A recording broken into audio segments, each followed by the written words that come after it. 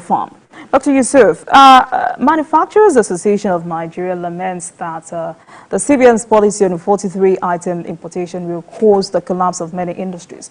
Do you share this sentiment? Well, I think there are two versions to what the Manufacturers Association said. I think the initial response was to commend the policy. But later I heard that, I think maybe from one of their branches. But first, before we get there, what's your opinion about that decision? Well, the decision is not a bad decision. And I say that because we need to define the boundaries of each agency of government. Under the previous dispensation, the central bank was combining both monetary and fiscal policies. Fundamentally, that is not right. Yes, the then CBN governor, very passionate about local production, development, finance, although he went to the other extreme, of getting the CBN to be directly involved in some of these things. But you don't do the right thing the wrong way.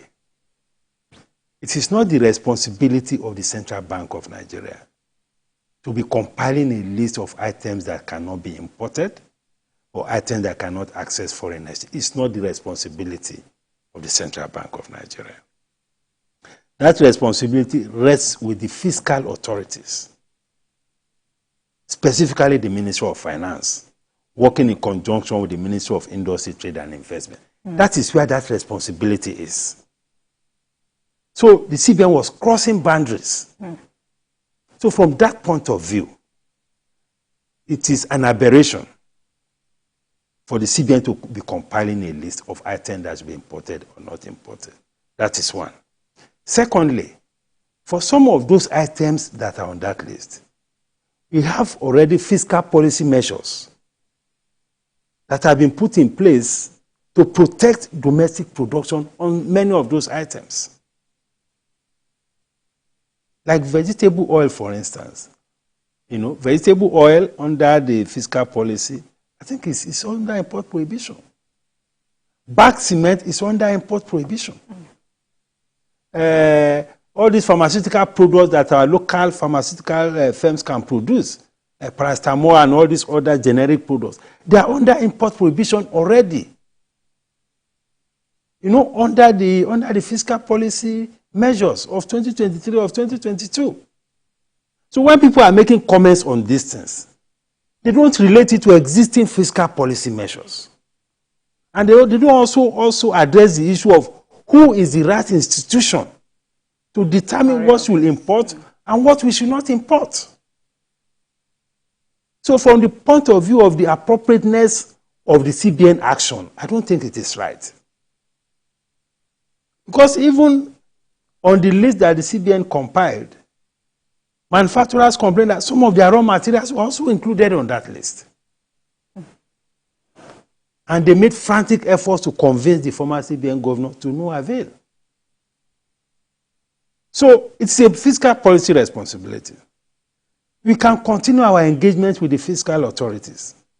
If there are items we think should be on that list, let us include it appropriately on the list of items under import prohibition. If there are items on which we need to put high tariff, let us do so. Already some of those items carry high tariff. Import duty on rice is about 60%. Cement, bag cement is under import prohibition. The same thing with vegetable oil.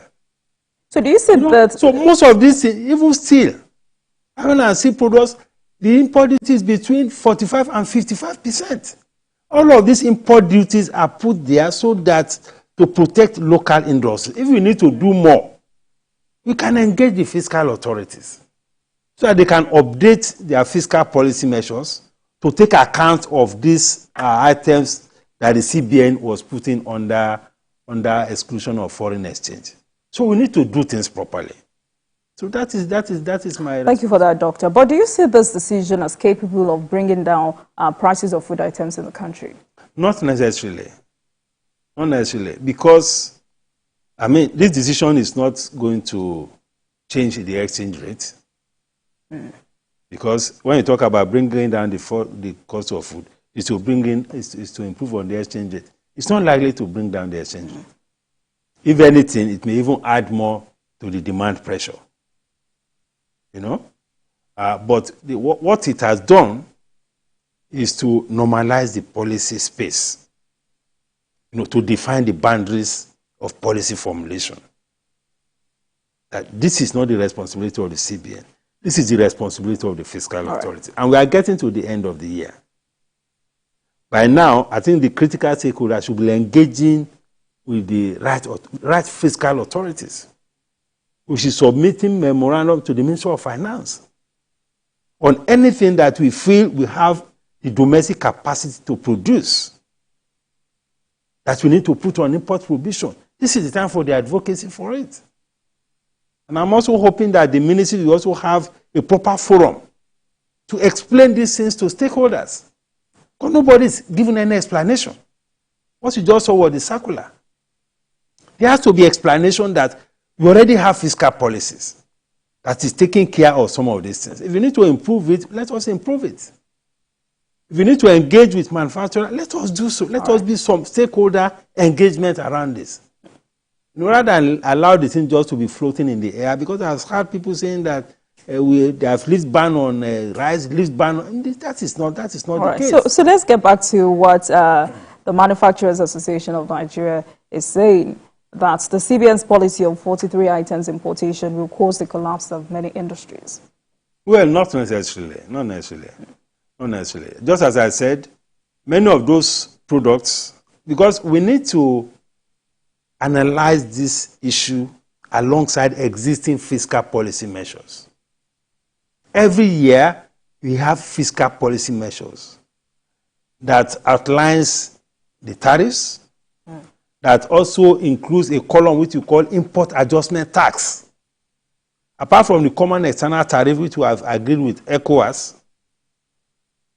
as a country we also have a column for additional tax on any product in which we have some competitive and comparative advantage. Those things are there in the fiscal policy measures. So if there's anything that the manufacturers still want to improve upon, we submit memo. I mean, the manufacturer is a member of the Technical Committee on Tariff in the Federal Ministry of Finance.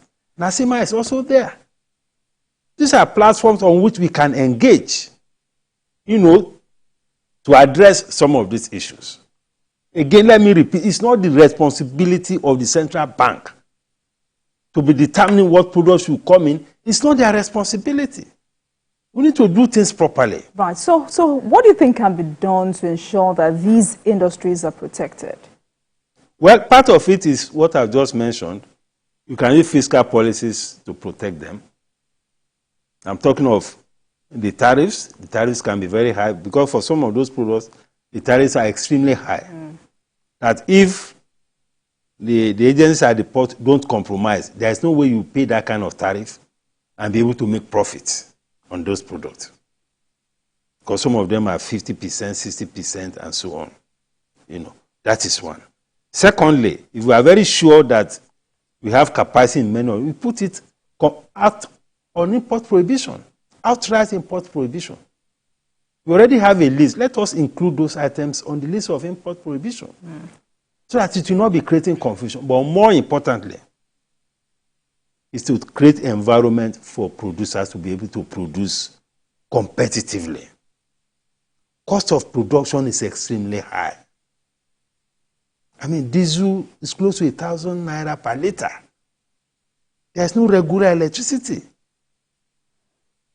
You know, exchange rate is, I mean, many of them are getting $1 to buy raw materials at almost 1,000.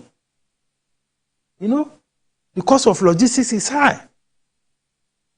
So we need to address the issue of creating environment for production.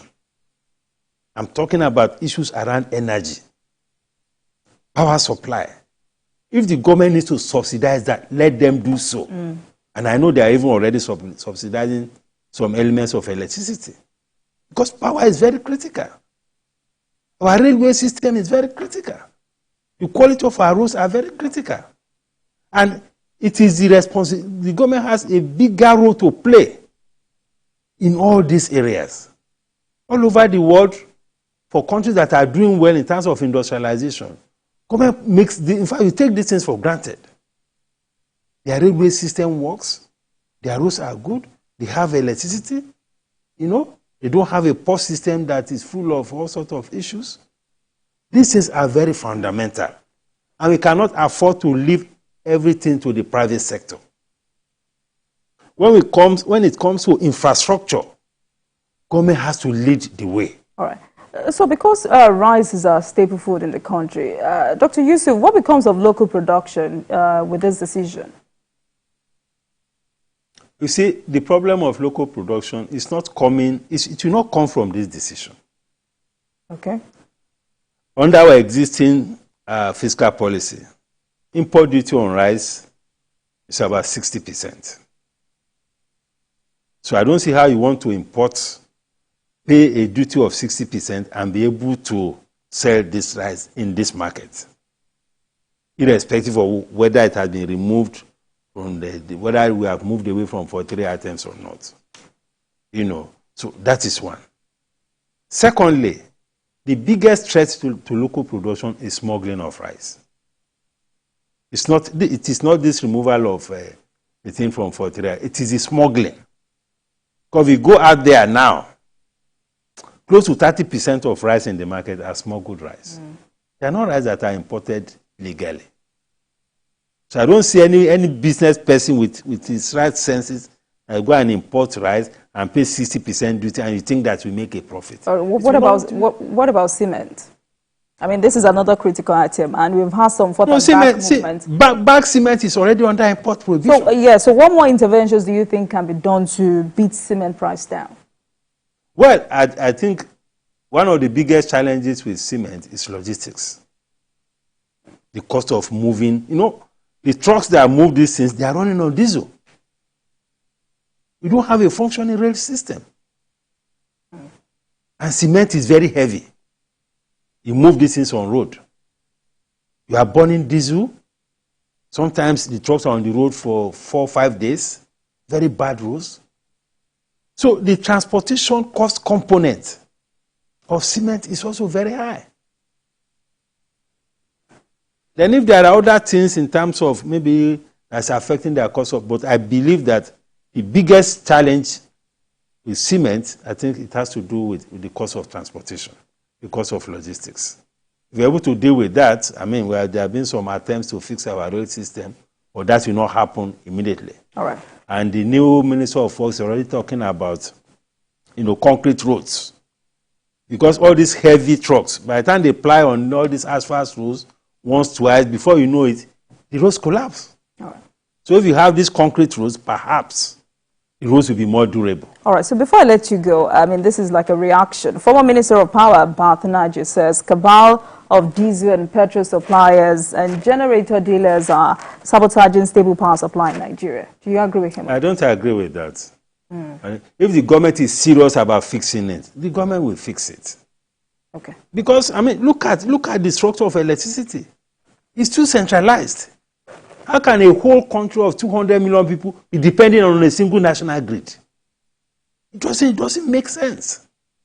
You are here in Lagos, something happens in Osogbo, then it will trip off the whole nation.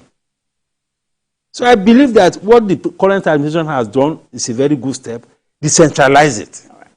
So that the states can do it, estates can have their own electricity. Let's make it easier. And let's also support renewables. Let's use fiscal policies, reduce tariff on solar panels, on inverters, so that even individuals on their own can even install something on their roof and they get on with their lives. So there's a whole lot of solutions. I don't believe in this theory that I think it is the government that needs to show commitment and do the right things. All right. Thank you so much, Dr. Muda Yusuf, CEO of Center for the Promotion of Private Enterprise. Thank you so much for coming on Politics Tonight. And we sincerely appreciate you for your contribution on politics. Thank you. Thank you so much.